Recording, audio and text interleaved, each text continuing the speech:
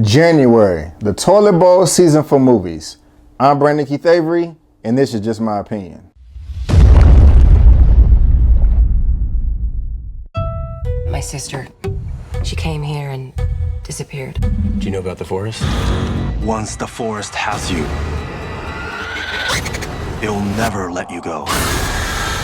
The Forest. So The Forest is by first-time director Jason Zada, and the main character of the film is Natalie Dormer. I recognize her immediately from Game of Thrones and The Hunger Games. She did a great job in both of those, and she also was in Rush, which I didn't recognize off top. And in this film, she did a pretty decent job. Now, the plot or premise of this film is about this forest that's haunted with a bunch of ghosts. And if you go into the forest, you have to be very careful because it plays a lot of tricks on you. It's filled with a ton of ghosts. And if you don't stay right on the path and fade away, you may not come out alive and end up killing yourself. The trailers that suggested this film didn't look that great, but the premise did interest me, so I gave it a try. So the main character, Sarah, has a twin sister named Jess. And Sarah is having these nightmares, these dreams, these premonitions, these thoughts that her sister is lost in the forest and that she may be in mortal danger. And I'll be honest, I really did hate the first 10 minutes of this movie.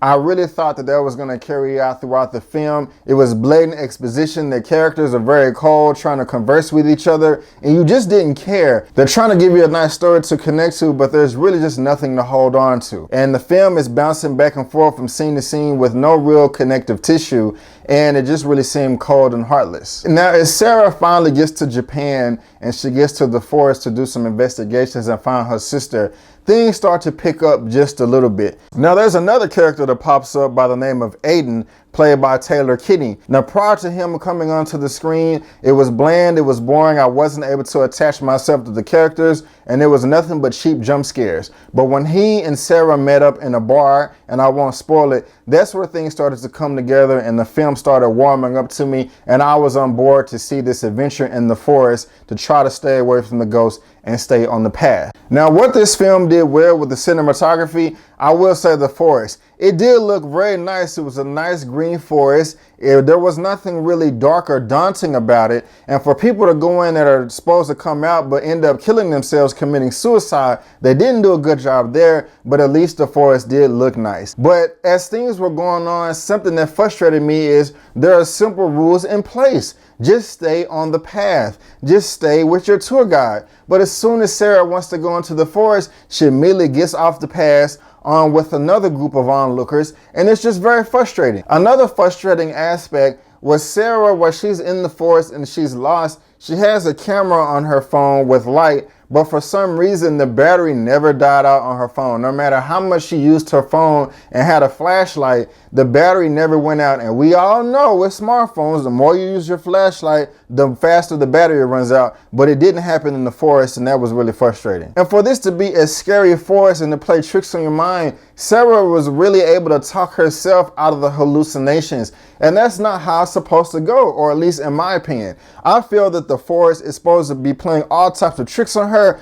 We're supposed to see her going crazy and losing her mind, just ready to blow her head off. And the film never did that. If she saw something scary, she was just able to tell herself, this is not real, just stay where you're going, everything will be okay. And she kept doing that over and over and over again. Yes, that makes her a strong character, but it dilutes the scary forest that the film is trying to present. It set itself up to be a good film and carried itself along to the end, but when things came to the end of the film, everything just fell apart as if they just did not know where to go and ended up very stupid, if you just want to ask me. I hated the first 10 minutes. Thing got a lot better the next hour, but the last 20 minutes or so just fell apart on the floor and in a million pieces, and there was just no way to put it all together. If I had to rate this film out of a 1 out of 10, I would give it a 4 out of 10. But guys, that's just my opinion. Have you seen The Forest? Do you want to see it? Have I turned you on? Have I turned you off? Do you agree with me or do you disagree with me? Let me know in the comment section below. Let's get this conversation going and keep it flowing.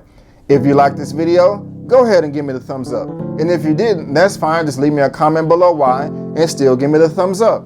Since you're watching this on YouTube, go ahead and subscribe to the YouTube channel so you can become one of my subscribers and get all the content that I have to provide in the past and in the future. You can also find me on other platforms, whether that's Facebook, Instagram, Twitter, or just head over to the website. Also, guys, just share the video. I'm not gonna get mad if you share the video. So thank you for tuning in.